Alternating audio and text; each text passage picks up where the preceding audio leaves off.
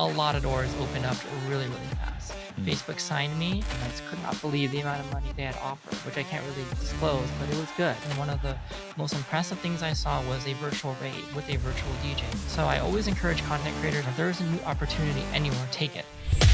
This is the Content Capitalist Podcast. We talk to business owners who've used video to grow their businesses to $1 million a year or more. How they did it, what worked, what didn't. Welcome to the Content Capitalists with your host, Ken Okazaki. Hey guys, welcome to another episode of the Content Capitalist Podcast, where we interview people who are crushing it with content and are willing to share the secrets of how they got there. And obviously, there's going to be a whole lot for you to learn. Today, I have with me a guest, and she has been crushing it in a lot of areas, but especially in the music arena and creating content across multiple platforms. Please welcome Freya Fox. Freya, welcome to the show. Thank you, Ken. It's great to be here. Thank you too. I told you this just before we started recording, but I've seen your content. I've seen you DJing. I've heard some of your music. And at some point, because you're everywhere all at once so much, I was wondering, is this person real or is this like an AI character, like some of these Japanese manga characters or something? And I'm glad to know that you're real. Right. Now, I'm looking at your bio and it is so long and so impressive, but I would like you to give us a quick overview of who you are, what you do, and then we'll unpack that through our conversation together on this podcast. Is that cool with you? Sounds good. Yeah, so I'm Freya Fox. Definitely not an AI, although I wish I was, because then I could do even more.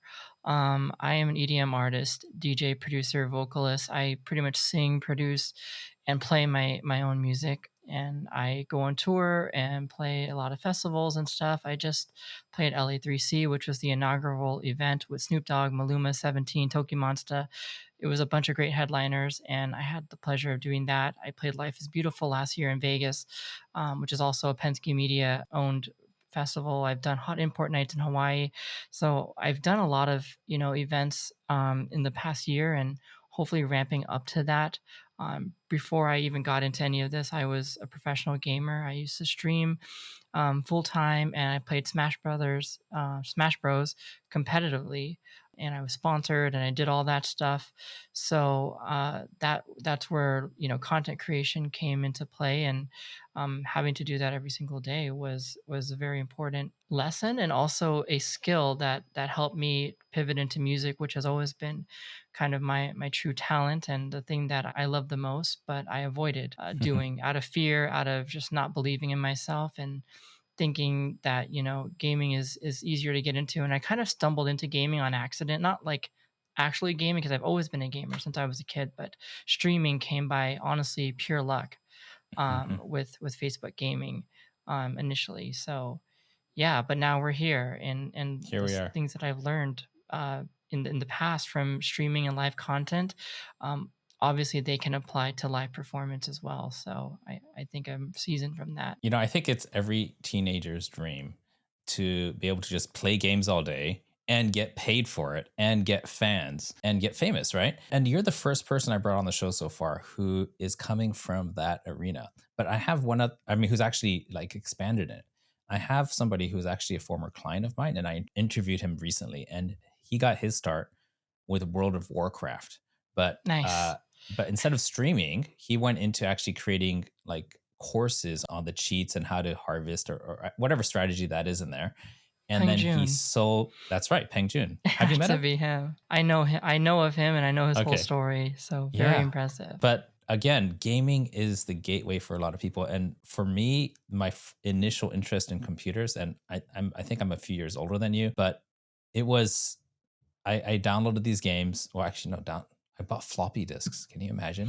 Have you ever used a floppy disk? I have. Yeah, I used to take them home in school. I hate to admit that. That's aging me. But I used to take them home, a little 15 megabyte, or maybe it was kilobytes. No, 3.5 megabytes, I think. It was megabytes? Yeah. I feel like they started off at kilobyte level. And then you had to combine some of them. Your teacher would give them to you. You had a whole bunch of them, yeah. And where did you go to school, by the way? What country was that? In San Diego. Okay. Yeah. Now, I'm curious. Obviously, you look Asian. I look Asian. Yes. Everybody thinks I'm American. I've never lived in the U.S., born and raised in Japan, but I kind of sound Really? American. But for you, you just told me you went to But school in you're San not Diego. American? No, I'm in Tokyo right now. Well, just outside Tokyo. I took What? some elocution lessons to sound American. Like, I actually had to pay money to sound like this, and you guys get to do it for free. That's, Wait, no unfair way. advantage, right? I actually don't believe you, but I'm gonna take your word for it still. Look But me up, Google me. I've never I lived in the States. I mean, I Never went to have, school but in the it's like States. your accent and everything is perfect. I thought you were a Japanese American. If I were to like drop the act, English sound like very slow, like Japanese businessman speak strong slow accent, but Yeah. but confusion. Yeah. Wow. Well, no, that's I'm exaggerating. I'm putting that on a bit. But my first language Yeah. is Japanese, and I got first exposed to the English language maybe when I was 8 years old when I got sent to an international school. And Oh, so then that definitely helped. it did help. I started young, but then I had a really weird accent for a long time and had to get some help around that. Yeah, so to answer your question, is this it was actually similar for me, but I grew up in America, but I grew up in a mixed family of Viet and Filipino. So my mom's Vietnamese and my dad's Filipino, and my first language was Vietnamese, not English. So I didn't speak English until I was like 2 or 3. I started speaking pretty early, like a little bit, maybe around 1 or maybe right before I turned 1. So my mom was pretty impressed with that, but I only could speak Viet. And so my dad doesn't speak Vietnamese, he only speaks Tagalog and English. So he couldn't understand me. So he could never communicate with me. I mean, he could, but only through my mom. So my Mm. mom was like an interim translator, for her own child, Wow. which was interesting. But I'm Wow. saying that as a backstory because when I went to school, I started kindergarten around whenever that age is. Maybe it's 2 or 3. I don't know what it is, but they're like, oh, well, she has to be in the speech therapy program because she's gonna has an accent, and the accent is weird, and it's like not really American, but it kind of sounds Asian-y, but we don't really know. And so my mom got really scared and enrolled me into that special like side program, whatever it was. They were kind of just asking her, "Are you teaching her English at home?" And she's like, "Of course, I speak English perfectly." And my parents actually don't have an accent at all. They were born and raised in their own countries. But my mom came here at 7 years old from the Vietnam War, and my dad came when he was like 9 from the Philippines. So they kind of grew up with an American accent. So it wasn't like I wasn't exposed to that, like a perfect California, whatever, middle American accent. But because of that, my parents refused to teach me their languages. So Wow. I had to learn them independently as an adult, but I can't speak Vietnamese anymore. I can understand it, but I can't speak it. But Okay. Well, if I'm yeah, being really transparent, I know I do speak English much better than Japanese now, simply because I use it so much more. And I don't really. really use Japanese so much, even though I live here. Everything is done online, international, and it's just a different world. Now, Wow. I want to bring us back to talk about you because this podcast is about you. I think a lot of people, when they see someone who's doing well and they haven't started yet, they feel like that's such a big gap and they get discouraged from even starting. So you just took us through a snapshot of what you're doing now, the tours, the music, the live streaming, the fans. Let's go back to before you even thought that was a possibility. What were you doing? And then how did you start bridging that gap? That's a really good question. I've actually never thought about that because I mean, I know what I was doing before, obviously, and that was not being where I wanted to be, and I was homeless. And then Wait, I wasn't homeless. tell me about this homeless, like literally couldn't afford a home and you were like living out of a Yes. car or something. Yes. Yeah, and couch How did surfing. you get there? How did that happen? My parents, when I was 21, them being hardcore Asian, my dad, Okay. super Catholic, and my mom, she's a Buddhist, but she still was, very against me coming out as lesbian to them at 21. So then I just, they kind of disowned me, and I was like, whatever, I gotta leave. I can't be here. I can't be in this toxic environment. I'm 21. Like I need to live my own life. And Hmm. so I had about $500 in my bank, I remember, and I had a few thousand. I had maybe $10,000 or $20,000 in credit card limit because I was, new to being a credit owner, and I had a successful DJ business before. from like age 17 to 20-ish. I was DJing as like a wedding DJ and events DJ for high schools and stuff like that. So I was able to establish a good, line of credit for myself. And I just took that and um, I messed up my credit score and spent all the money on just trying to live. Mhm. Eventually, the cash ran out of the bank, and of course, you can't just draw from your credit card infinitely all the time. So, I was living with my aunt for a few months, and then they kind of got tired of me living there, and they're like, "You got to go on your own." So they kind of kicked me out, and I was just living in a car. And then I would couch surf with some other friends that I had met from the local LGBT center. And then during that time, eventually, I was able to get my own place through the grace of my family. They kind of felt badly for me after like a year of me doing that. And they didn't really talk to me, but they were like communicating to me through my other family members that, hey, you can live at this one apartment. We'll pay for it for a year. Try to get back on your feet. But I don't think I truly ever got back on my feet until years later. Mm. Well, thanks for Yeah. sharing that. I think that uh, I haven't shared this publicly ever, and this is going to be the first time. But Ooh. there was a time when we struggled when my son came out as trans, and was born a girl. And as a parent, and I'm Asian, probably not as hardcore Asian as most Asian parents are, but Yeah. I'll tell you what, it was, everything I grew up with was very counter to what had, kind of just been embedded in my brain up until that point. And it took us like a good year and a half to adjust. Now, we didn't kick anyone out of the house or anything, but emotionally it was a tough thing because I just didn't see it coming. I didn't, everything. I had to relearn a bunch of stuff, and we're still probably, I wouldn't say we're completely uh like uh let's just say there's sometimes I still think of him as a her, because it's just, 16 years of that before it Right. flipped, right? So then, so I do, I think I sympathize with both sides. It's just, it's hard to let go of something that you thought was fact for your whole life until a certain point.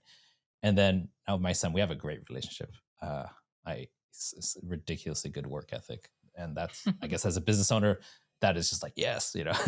So Yeah. again, enough about me, but I'm with you there. I understand to some degree, kind of both sides. Yeah. Let's talk about so I we went and picked a couple daisies there. You were homeless, and then when did you get that spark? Like, hey, I could make a living doing this online Ooh. content stuff. What Yeah. what what Yeah. triggered that? What happened right before? And then you experimented, something happened, and cha-ching. Yeah. There were maybe 2 or 3 events leading up to it. I didn't just immediately jump into content creation 'cause I don't think it really was a thing, Mhm. back then, and I And what mean year is back this, then, just for like reference? let's say 2014. Okay. Yeah, 2014. So I don't think that it was really much of a monetizable event, a kind of thing that you could do a career. I mean, it was and it wasn't. Like obviously YouTube started paying people a few years earlier than that. I think around 2012 or so. They had the YouTube partner program and I was a part of that through a multi-channel network that they had back in the day called Full Screen. So that was kind of like my first um introduction to doing that and actually getting paid. Like I'll never forget my first paycheck from YouTube. It was like $800 and I was so Your happy. And first one was 800? yeah, That's and I was I like, heard of people starting with like $5 and stuff. So 800 is yeah, a my good first good one first was start. 800 at 18 years old, and I couldn't believe it. That's a lot of money back then, especially not having to pay any bills because I was still in my parents' house at the time, and that was before the whole homeless thing happened. So that was like the first event, and then that kind of faded like into the background while I was trying to, recover everything, my life and everything, and get everything straight. So I did web design for a bit. I taught myself to code because I knew that coding could pay the bills, and it was a skill that was valuable at the time. And then I was doing like freelance video work because I had that experience from doing YouTube videos. So that was how I was able to start digging myself slowly out of this hole. I basically responded to this Craigslist ad from a random guy that I it was very shady. I didn't know if it was gonna work out or not, but he turned out to be the nicest dude, and his name is Jeremy, and I still owe him to this day for, like, literally saving me from, going hungry, and I started doing that, and then that's kinda where the content creation started coming back because we started helping clients create content. It was all corporate video and weddings and stuff, so we would go on location to their company and help them do corporate video, and then eventually I would be in the videos, and it kind of, took off from there, and that was my experience from before kind of kicking in. But it wasn't until a few years later, after I had saved up money from doing all those side gigs, where I got my own place with my ex-girlfriend, and then I heard about Twitch, because Twitch was brand new at the time. 2014 was, I think, 2013 or 2014, I forgot the exact date, was the day that they became Twitch from Justin TV. So, and that's when they launched this easy to use, relatively easy to use, software with OBS, and then being able Hmm. to just upload straight to there and start streaming. So I'll never forget, I streamed Call of Duty from my PlayStation. That was the first thing, because I didn't even have a computer that was powerful enough for it. But they had an integration on Twitch where you just link your PlayStation account and you just stream. And I And think is that your was the face first on there time. when you do it with the PlayStation? I think when I did it that way, I didn't have enough money to buy the PlayStation camera, so there was no face. Yeah, it was just me playing Call of Duty and narrating through my, like, cheap Turtle Beach mic that I had, Hmm. or headset mic. And I didn't think of it as anything. I just heard people tell me to do it because it's new, and I've always been an early adopter, and mostly, I think a lot of streamers will tell you this. It was because their friends told them to do it because they wanted to watch you play.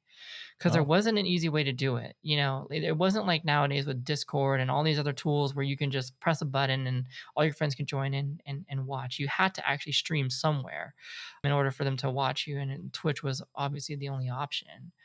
So it was because of my friends telling me they wanted to see me play because they couldn't play right now, or they didn't have the game, or whatever it was. That's when I started realizing that, hey, you could actually make money off of this, because people could gift you, or they could send you donations to your PayPal or through Twitch hmm, bits and things like that. So it was, I think, that point, like 2014, 2015, when I started streaming more Call of Duty and League of Legends, when I realized that you can make, some pretty good side income from that. yeah, yeah, that's amazing. And Yeah. so this Twitch streaming was like the gateway for you, and then you went into YouTube after that. Is that right? Yeah, yes and no. So it was the gateway into creating content on YouTube, but before I could even, like, truly dive into YouTube, YouTube was mostly just highlights, like kind of how it still is today for gaming for the most part. But it wasn't I wasn't doing like let's plays like a lot of the older original YouTubers do, and some of the current ones still do, where it's like a long play of a video and you're narrating. I wasn't really doing that. I was still always primarily live streaming and not really getting anywhere until and then I quit, honestly. That's the thing, though, because that's why it's not a really straightforward path, because I quit doing that after around 2016 or so, to move to Taiwan because I felt like it. Because I just I felt like I needed to do something else, like, because it wasn't getting anywhere, with Twitch. And then I went to Taiwan, I fell in love with this girl that was living there, and I was like, "You know what? I need to change something in my life. I'm still young, so I need to do something else. I can't just stream and do random web gigs, and do random video stuff. Like, let's see what I can do there, and it's cheaper to live there." So, um, when I went there, I learned a lot about myself, lost a lot of money. Then I came back to America, and I was forced to stream again because I was broke again. I lost everything in Taiwan. It was not the best experience for me, although I gained a lot too, like things that I could never learn in America for sure, and friends that I could never make here, and I'm still friends with them to this day. And I will always tell people this, that gaming and Taiwan has somehow always brought me insane opportunities. Because even when I was there, I would still play video games, I would still kind of stream and stuff, but then I would meet people all over the world, especially being there, who also love video games. And I wasn't really like a gamer, like, professionally at that time or anything, until I came back to America and got lucky with Facebook Gaming. That's when Facebook Gaming launched, and I got super lucky. Okay. So let's Yeah, talk about Facebook gaming. How yeah. was your foray into that? What was your favorite game, and what was earning you the most money? Fortnite. Yeah, Okay, without a doubt. nice. You and my Fortnite had boys just would launched. have so much fun together. Actually, it's Ye not really a thing anymore, but it was a couple years ago, wasn't it? Right, right. You're really familiar with it. I'm surprised that you knew it wasn't really as big as it is, as it was. In yeah, 2018 was that year. No, 2017. I think it came out 17 was 2017. really big. That's when there was like Ninja and those guys were like streaming like Yes. those. And then I think for like 2 years it was huge. Yes. And then what's his PewDiePie started streaming Minecraft again, and everybody went to Minecraft. Right. And that's when and Minecraft kind of had a comeback. And And it then still the is. attention, yeah, it is. It is. Microsoft made tons of money. He should have bought Microsoft stock, or maybe he did before he did that. But then it just sucked all the air out of Fortnite, you know. And now Fortnite it's there, but it's It's not the there, but big it's thing on the not. platforms anymore. Yeah, yeah, that's so true. And it was interesting to see that evolve through the years, that it went from this unstoppable force to it's sustaining. It's definitely not broke. It's definitely not dead, but it's not where people thought it would be. They thought it would last infinitely. They thought that it would be like a League of Legends or a Dota, whereas Yeah. League of Legends and Dota have still remained the top games, even Mm. surpassing Fortnite now. And they've been around for 10, 13 years. So that was the game that, though, that got me really kind of lucky, and I can't say anything bad about it because I played it literally in the beta, like the actual pre-beta. Like Of I'll never Fortnite, forget.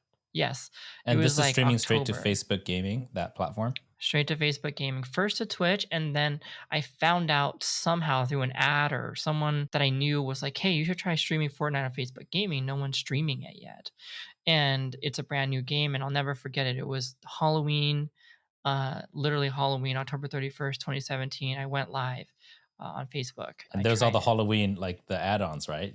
There was like Yes. costumes and skins you could use, right? Yes, yes, and the famous Halloween launcher, the pumpkin launcher. That's And right. that was That's right. and that was generating a lot of memes and a lot of great clips that could be done. And people were interested because they had never seen the game.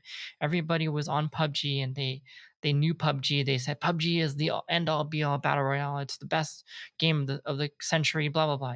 All that was the sentiment. But Fortnite is a kid's game. Nobody will ever play this game. This game will never, blow up. And I was like, nah, nah, nah, forget you guys. I'm gonna play this game anyways. I'm not gonna devote my time to PUBG because that ship has sailed. Ninja was playing it, all the big streamers were playing it. So I got on Facebook Gaming, played Fortnite, and to my surprise, I had like 10,000 viewers. It was like No insane. way.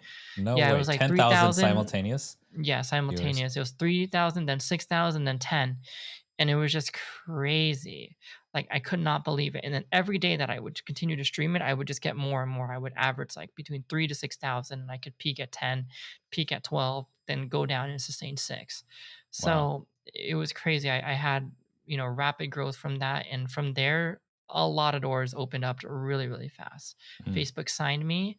A few months later, What I'll does never that mean? forget. Facebook signed me. How does that happen? It was a test program at the time. I don't think it's not a test anymore, but they apparently allegedly they still pay people, according to my friend who got signed with them. But at the time, they were offering a cash incentive to anyone who wanted to stream exclusively for Facebook, and so they bought out exclusivity rights in the same way as Spotify would buy, Joe Rogan's podcast, for example. Or Mhm. nowadays you see it all the time. So and so company bought this right to this person streaming or podcasting or whatever, right? But at the time, that was a really new concept, and so I actually thought it was a scam because they emailed me and they're like, "Hey, I'm so and so from Facebook." I'm like, "Yeah, right." But I looked at the email and it's like it's actually at fb.com. So holy, maybe this is legit. And he said, "Let me schedule a call with you." He gave me a call. I was like sitting in my childhood bedroom at my parents' house because I was living with them and dirt broke.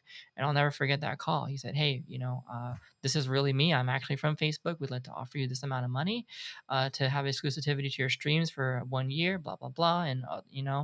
And I just screamed. I remember screaming at the top of my lungs. Like I put him on mute and I was just screaming like in excitement. It was really good money. And I told my dad, he was in the other room, and he was like, "No way, no way." I'm like, "Yeah, yeah, I'm actually Ah, making it as a gamer." that's everybody's dream. I mean, every It every kid's is dream. It's every just kid's crazy. dream and every And how Asian many hours parent's a day were you nightmare. doing at this point? Uh, I don't know, man. 6, 8 hours a day, 10 And was there hours. a I don't minimum know. that Facebook required in the contract?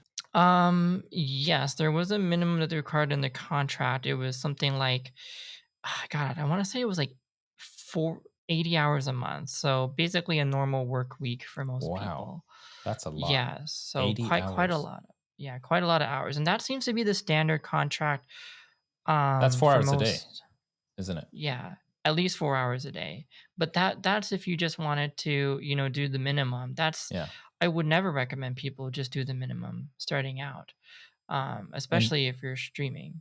and did you notice that once you're signed on with them, were the algorithms more favorable to you? Did they like tweak some stuff for people they signed on? Yeah, for sure. They did that for everybody. I mean, every platform does that. I Yeah. don't think it's a secret anymore. Yeah.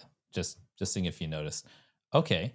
Now, how long did that period last for where you're doing that like balls to the walls content Man, for Facebook gaming every day? I I got super burnt out. So Mm. it was like 2 years. I had a 2-year contract with them. I renewed after my first year. So I did that from 2018 was the official sign date until, yeah, basically 2020 almost.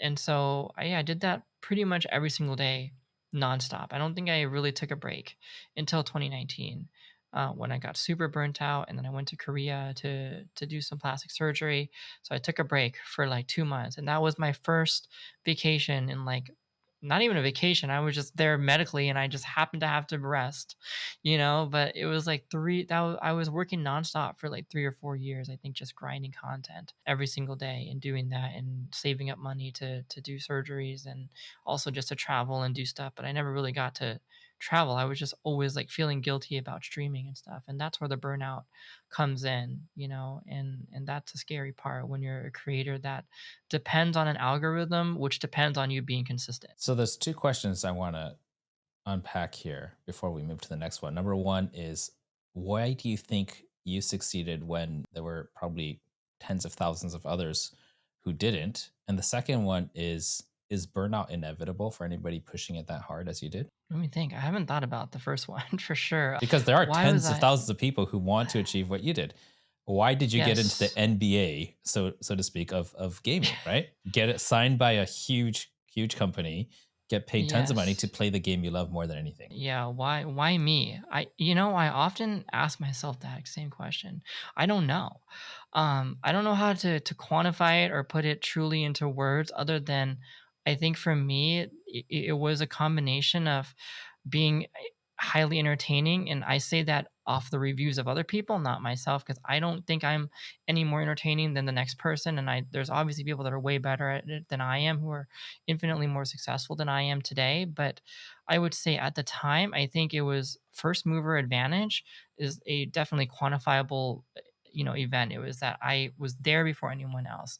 So I always encourage content creators till this day who ask me this question is, if there is a new platform, if there is a new opportunity anywhere, take it. Even if you don't even know what it's going to be, even if you don't think you're going to get paid, even if you lose money taking this opportunity, screw it, just go for it, because these platforms, as hate them or love them, if you have the ability to use them first and you think it's going to work, or you just think it's going to be a flop, you just never know. And that's where you're gonna see the most chances of success, even if you think it's a complete flop on your own. Like, if your conscious mind tells you it's a flop, think about it from a marketer standpoint or from a platform standpoint. If this platform does well, i.e. TikTok in recent years or Facebook at the time, then you're gonna be on the train that's ahead of everyone else's train. And so I think that's probably one of the main things, was just being able to adapt first and go to a path that nobody else wanted to take. Like I told you earlier, it was like everyone was on PUBG, so that was step one, not playing a game that everyone else is. And I would say the same thing in today's world. Don't do the same thing everyone else is doing. Don't just copy the Alex Hermosis, for those of you that are entrepreneurs and like to make content in that niche. Don't just copy the Grant Cardones. Don't just copy the ninjas of gaming. Don't just copy those people and do what they're doing, because oftentimes by time they're doing these things, that train is already set. That train is long gone, and so you're already too late. And Yeah. so I think that was what set me apart, because I don't think it was an extraordinary, like, I'm not the most entertaining, I'm not The Rock, I'm not like that entertaining. But what I did identify was a need in the marketplace, a game that wasn't being streamed, people that wanted to see the content, and people that wanted to see somebody who was good at it. And at the time, I was exceptionally good at it. I was ranked really highly in the leaderboards that they had, and I was one of the fastest builders at the time. Just little things like that that kind of gave me a competitive edge over everyone else. Everyone else was new, unfamiliar with the game, and I think also just not willing to commit to creating the content to it. So it's a little bit of talent and skill, but a lot of it was understanding where there was a need for content. That's super cool. Just Yeah. because I want to tell my boys, what was your gaming handle? Because they probably know you because they were really into this. Yeah, it was always Freya It was Fox. always Freya Fox. Okay, I'll ask them if they know. Yeah. Yeah, they And might when you they say might have seen. entertaining, like, is that in the way you play and compete, or is it in the way you narrate, like for the camera while you're streaming? Narrate for the camera and the way that I play too. Okay, so it's supposed. So you're like I walking people through what you're doing. You're reacting. Yes, You're cursing from time to time, maybe. Uh, absolutely.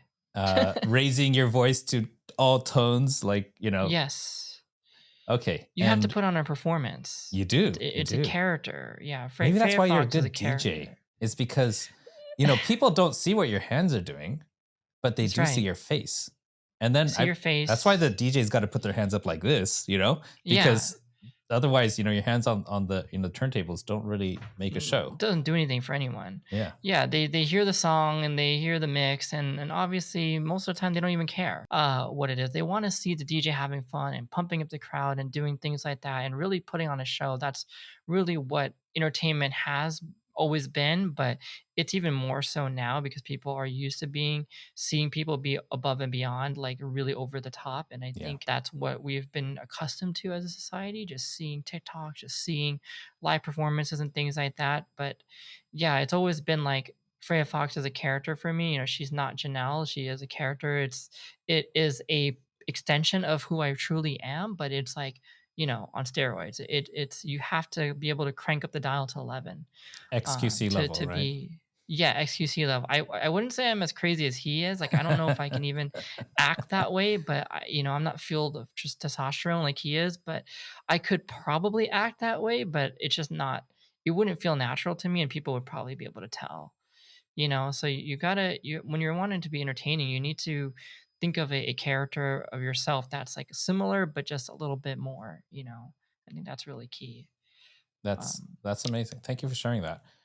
Now, yeah. I want to jump into, the transition from gaming into DJing, but before that, that one question, do you think that burnout is inevitable Burnout. for people who are streaming games for, you know, whatever it takes to make those contracts or to, get the 6 to 7 figure income that they're looking for? Yes.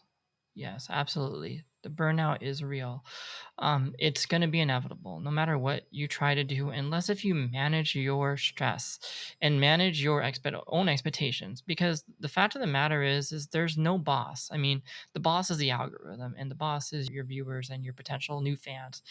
And I think it's a dangerous hustle culture. Obviously, perpetuates this and makes it kind of worse because you feel this need to keep the content grind. You know how it is. People keep telling you, and you watch it on social media all day. You're like, wake up at 5 a.m. and make 10,000 pieces of content and then don't eat, for like 15 hours. And you're like, dude, like I can't do that.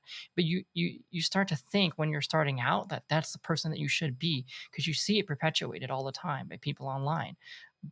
And that's a dangerous trap to fall into for me and for everyone else that is going to try to do that because the fact is you don't need more content. You just need better content. And you don't need to grind every single day. You just need to grind effectively. And I think that's what people don't do. A lot of people will just turn on the camera, start streaming, turn on the camera, start recording without any real plan or any course of action and without any kind of structured break time or downtime. Now I find myself taking lots of downtime.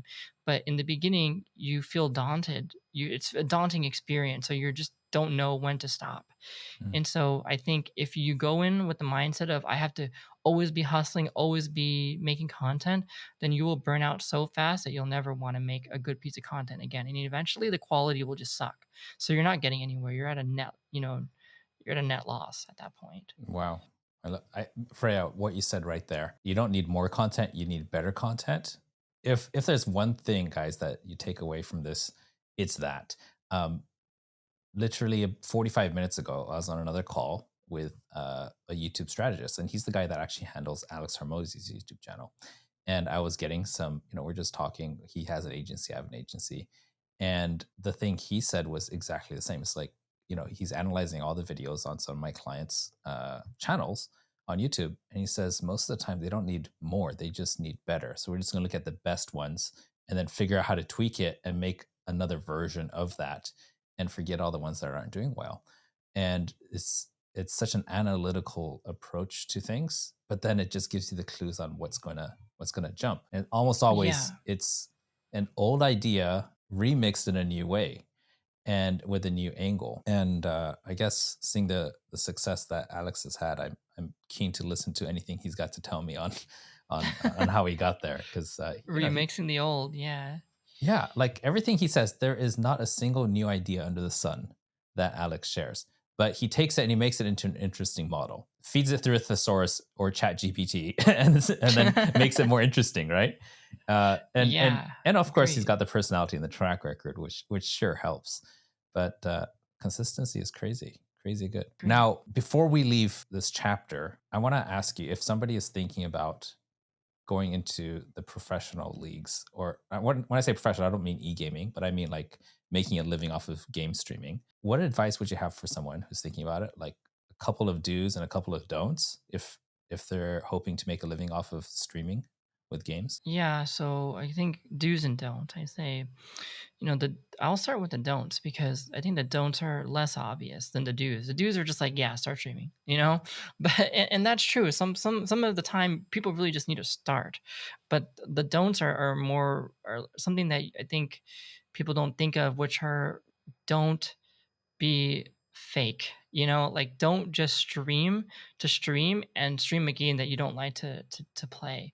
Because a lot of people want their doer mindset says, "Oh, I should stream so and so popular game. X game is being popular right now," which is fine. There's nothing wrong with playing the popular games because ultimately that's probably what you like too. But if you don't like it, then don't stream it. That's really what it comes down to is like don't make inauthentic content because people nowadays can obviously tell if you're faking it, if you're trying to, play a game that you're not good at, or even if you don't have to be good at a game.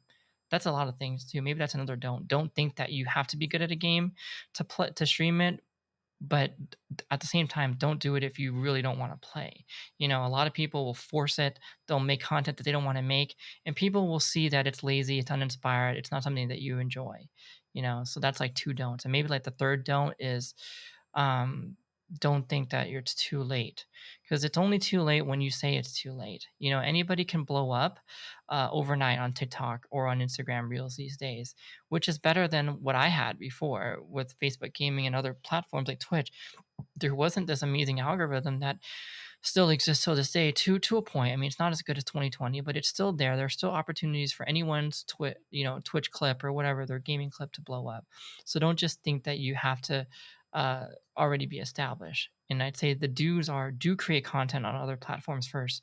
Don't go to Twitch, don't go to Facebook, don't go to TikTok live only and just expect that if you turn on the camera and you start streaming that you're all of a sudden going to get 10,000 bajillion viewers and tons of money coming in just because you're a god at the game. Because there are so many pro gamers, like literally they play in the professional leagues, they have fans from obviously streaming in front of, millions of people watching them that are terrible streamers and they don't get the same viewership as you would think that they would get outside of their tournament play because they're not entertaining, they're not good at streaming, whatever it is. So do try to make content in other places too because that's going to give you that advantage. And some of those people are not good content creators, so they just kind of show up, stream, and they don't talk, they don't make any other content, they're just like literally there playing their game. And I think unless if you're a pro player, you're not going to be able to do the same thing. So I would say the number one do of anything is make content somewhere else, actually create clips of it, and honestly just start. I love Because it. so many people don't start. If you could do it all over again, would you? Yeah, I would do it all over again. Okay. And what game do you play for fun nowadays? League of Legends, Okay. terrible game to play for fun, but because it's so competitive and it's very toxic, but it's also just stupidly addicting. Okay. So I hate and love it. Now, I want to touch on what you're doing now, DJing. Yeah. You said that when you're a teenager, you were doing that for weddings and corporate and things like that.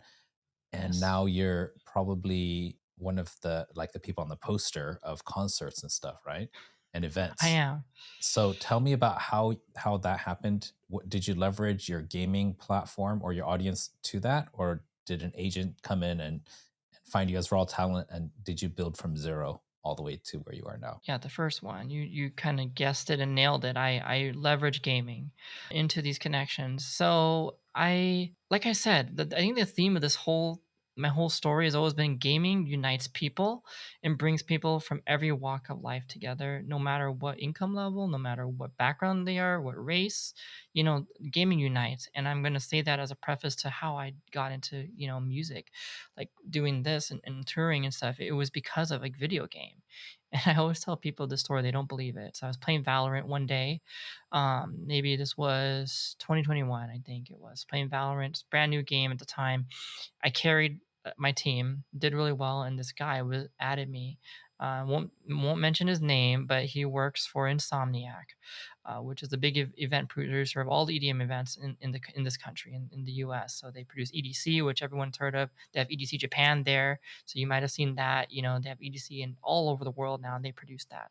But their main one has always been EDC, Las Vegas or Los Angeles, where it used to be. So I met him, and I didn't even know that he worked for this company, let alone I just thought he was another gamer dude and cool, we were just buddies online talking on Discord and stuff. And he said, "Hey, I saw you had a SoundCloud and your music's pretty good. You're a pretty decent singer. Have you ever considered being a DJ?" And I'm like, "Well, I mean, I used to be, for weddings and stuff. And yeah, I used to play on some Technics and did some scratching and stuff. But no, I've never really considered doing it as EDM and actually producing EDM because I've always produced other music. I was always a music producer just for fun. And I would produce emo and if that's even producing it's just recording emo rock and metal and things like that. And I would record acoustic covers and stuff. So that's kind of what he heard. That's what's on my older stuff on SoundCloud. And he's like, "Yeah, you should try EDM since you like it." I said, "Yeah, I've always loved EDM. Who doesn't like EDM? There's always one some good song." And he was like, "Yeah, but you should actually try it." And so I didn't think of anything. I just thought of, let's just keep playing Valorant, and I just didn't think much of it. And then it kind of was ruminating. I was ruminating about it, thinking about it in my head for many months. And we would just keep playing. And I'm still good friends with him till this day. And he kind of really pushed me over the edge and said, "Look, if you can actually produce a good song, then I could help you get booked, at somewhere, at an event or something, or I could at least teach you how to get these bookings and stuff. And you have a really strong gaming audience and fan base already. So we can position you as like a gimmick DJ initially, which is like somebody who came from another background that has following already, but they don't actually like have their original music yet. They're not known for it yet."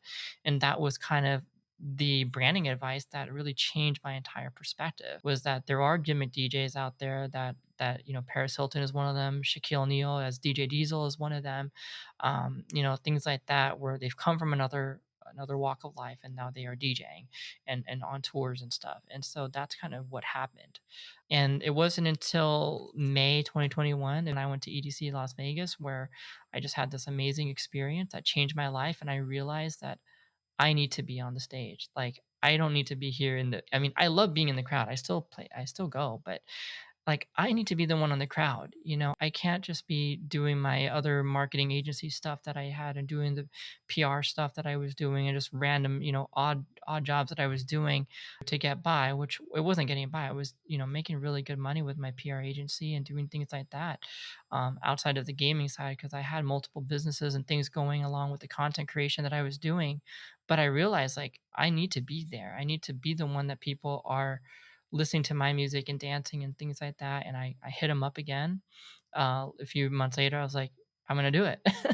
Tell me what I have to do." He's like, "Make Amazing. a song."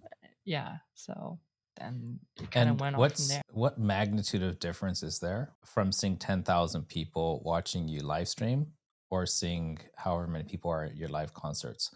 Like, is it the same kind of feeling you get of excitement, or is it a totally different thing? Totally different, but better. I would say live experiences are 10,000 bajillion infinite times better. I mean, there's nothing that can, in my opinion, and I've always said this, is that there's no better drug than performing.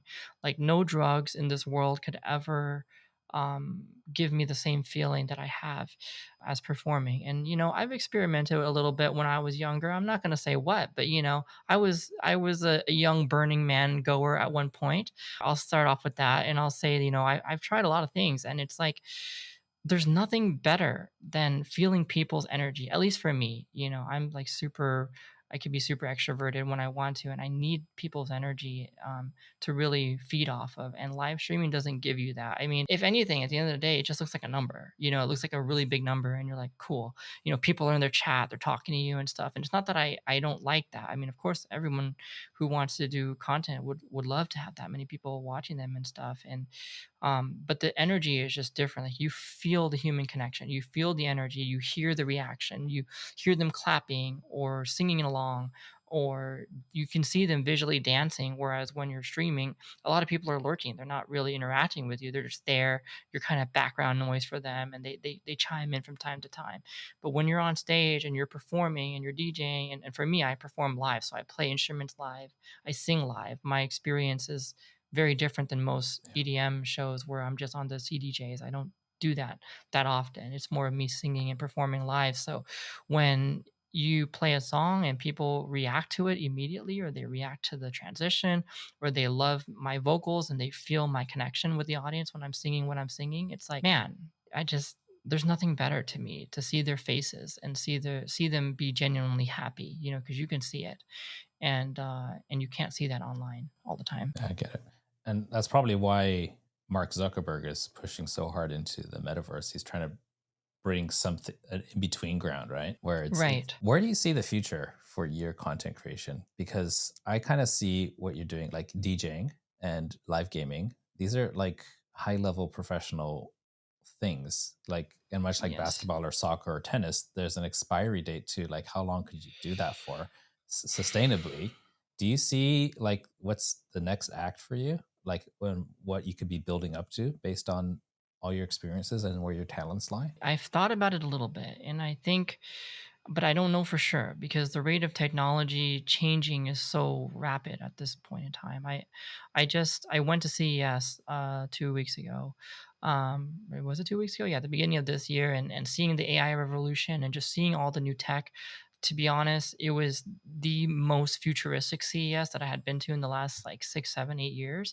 Mentioning this because there was a lot of metaverse demonstrations, and one of the most impressive things I saw was a virtual rave with a virtual DJ. It was a real DJ that they had modeled with a real mix and everything like that. But the concert experience through the Meta Quest was really, really immersive, and actually was better than I thought because I had attended other metaverse events before with music performances, and I didn't think they were that great. But the level of immersion that this one had achieved was really impressive. Being able to talk to people real time, being able to have haptic feedback and feel them dancing and things like that, and hear their conversations with you as if you were actually at a rave together was as close to the real thing as you could possibly get, at least with our own current understanding of technology. So it's a long-winded, intro to that, but I say that because I think the future would either be, hopefully immortalizing myself in that way, like as a digital avatar way. And I think I would hope that a lot of DJs and performers would also want to do that, or think about doing that as a route, because I don't know, where the future lives. Will we always have live experiences? Probably.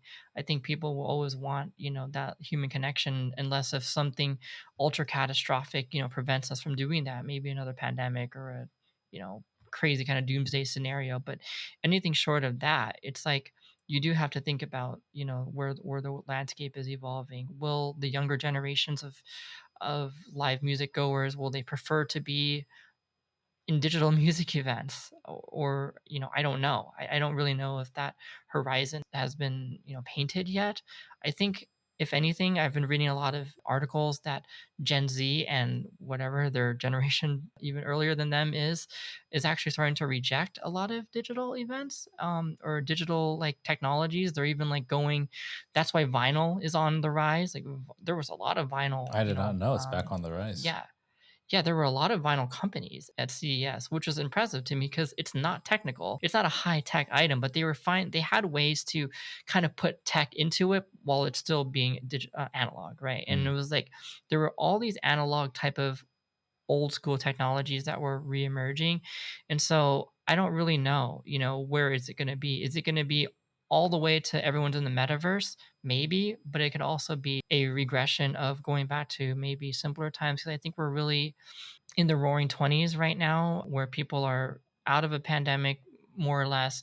They have a fever to go out and be with other humans and experience human interactions. And if you look at the data and the reports about live music demand right now, it's skyrocketed. It's at the all-time Wow. high. You can't get tour buses. People cancel tours because they just can't get plane tickets or touring staff or touring crew to help them perform and do their job. And it's like we're at an all-time high, and it doesn't seem to be slowing down for the next few years. So it's hard to think beyond that right now, with everyone craving these live experiences so badly, that I don't know when the expiry date is. Maybe just the day that I die, maybe Mm. that's what it is. I don't know.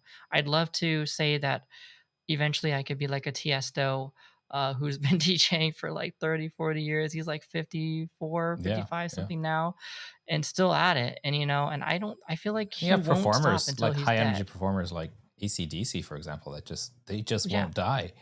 They just exactly. And it's the amazing. Grateful Dead, I Yeah, think there you some of them go. are still alive. Hmm. I don't know, but like they Paul just McCartney don't. still performs. That's Yeah, Bon he's like what, Jovi, a little 70? bit Yeah, Bon maybe. Jovi in his Yeah, 70s, right? Yeah, so it's kind of like what do you say to that? It's like everyone's dream is and hope is to be immortal, and to live on past your own death and to have music still. So I don't know. I guess a digital AI, like you said, in the beginning, am I an AI? I'd like to be one eventually, but I'd also like to keep live performing until I can't. Yeah. that's amazing.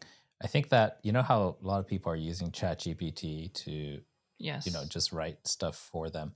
I think that there's going to be a version where there was that famous ad that came out with Ryan Reynolds that says, "I asked ChatGPT to write an ad for whatever that platform was, Mint, uh, in the voice of Ryan Reynolds," right? And then he reads it, and it really does sound like him.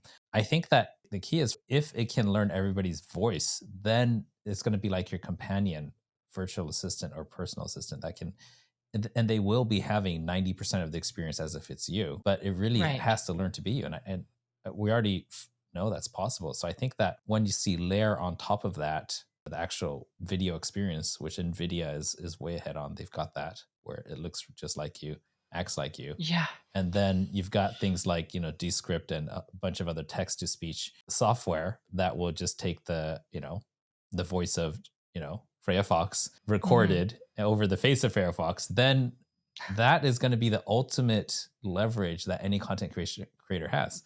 And you could say, Yes. generate 15 videos of me playing these 15 games and then stream them. And that's going to be crazy because people, if the AI is good enough, it's really going to understand your nuances, the way you would react, the way you would pitch your tempo, the way you would even play the game. And they are having the experience of you, but amplified rather than only being stuck on one or the other, right? Or whenever you're on. Yeah, I agree, and I never thought about that use until you just said that. So that's a really interesting, way to use AI, and I agree with that. It's scary though because how do we prevent people from just copying other creators and It's, uploading it it's as so true. themselves? Because you So just true. never know. Because eventually, with enough videos of me out there, and there are thousands of them, who's to The say deep they won't fakes, just right? download them and make the deep fake of me, yeah, and then go and try to do a virtual gig, for example, as me, making money as me, which sucks, into their bank account and with their own contracts or whatever it is. I mean, is there a future where we send our virtual avatar AI version to perform in one place so I can perform at another place?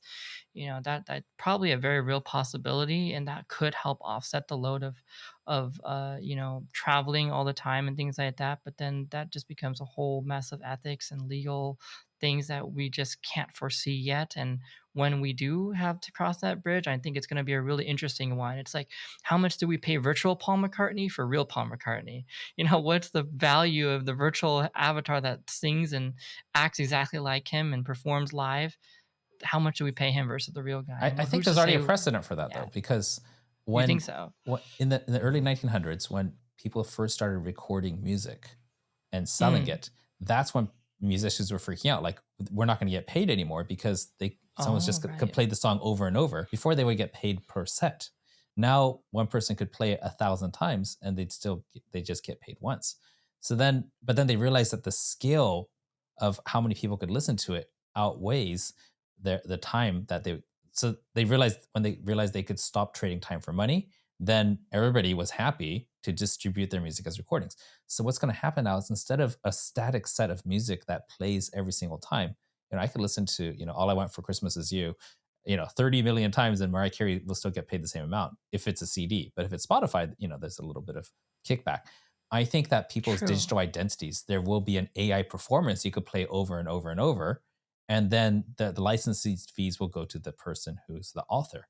But instead of it being the exact recording, it will be a slightly nuanced performance that we're seeing every time or hearing every time. Right. And it's going to feel live. That's what's going to happen, I think. I think so too. You're right, because the AI could learn and adapt. Yeah. And say don't. And you can tell it don't perform the same exact set or don't perform the same exact hand hand movements or whatever. Don't say the same things every performance. Make it slightly different. Or instead of saying play the Every song, it's gonna be like, hey, sing me the song. And you're true and you're gonna as sing it. me. Yeah. It's like, hey, Bon Jovi, Well, please do Living on a Prayer, but with your 18-year-old voice. Boom. He's gonna be able to I'm not kidding. And then when they you're play right. it, I think that's what's gonna happen. It's gonna take some time, but It'll that's take what some times. yeah. So will they have like a robot, guitarist too on stage and also playing it? I was thinking more like in the digital realm, not animatronics. But Yeah. now you've opened up a whole new can of worms. We Because should. that's what I'm wondering about, like in the live setting. Because people are still, I think, gonna want to go Well, we to got to talk to raves, Elon about that because especially. he's got the Tesla robots coming out. He just needs to Yeah, project a skin on them now, right. and then And we then got it it made. looks like him. He looks like him, and he has a guitar, but the guitar is coming digitally. It's not actually being played live. It's just Yeah, who knows? being emulated through AI. It could Hey, happen. Chanel, I'm enjoying this so much, but we've gone a bit over time. I have to wrap this up. Before I hang up, Yes. anybody who's thinking about but hasn't put anything into action as far as being a performer, putting their content out there, but they got inspired by this for some reason, what advice do you have for that person? To start doing it now before it gets even more saturated, because it gets more saturated every single day. And if you see the opportunity to jump onto a new bandwagon before even anyone else is talking about it, then do it. Like literally invest your time into something that you have no idea if it'll pay off, because honestly, you might be right. And if you are right, then you're going to be the person that everyone looks to for it. That's kind of what I did with the Fortnite thing. So for you, find your Fortnite. Find the thing that is kind of similar to a trending thing right now, but might be the next big thing. And if you feel like it's the next best big thing, then it probably is going to be, and go for it. And if it's not, make it. Make it the thing that people want to talk about instead of all the other digital noise that's out there. That's how you should start creating content now. Thank you so much for that. I enjoyed this so much. An Yes, Asian me to as an well. Asian geeking out on content creation. What could be better than that? Guys, if you enjoyed this Yes. and you're listening to the audio, I do highly recommend you check out the YouTube video as well, because what I'm seeing right here is it's a visual experience. She's got fox ears, the gaming chair, the awesome lights. Uh, Yes. it's you should check out the video. Links to all of her socials will be down below, as well as the podcast details and YouTube.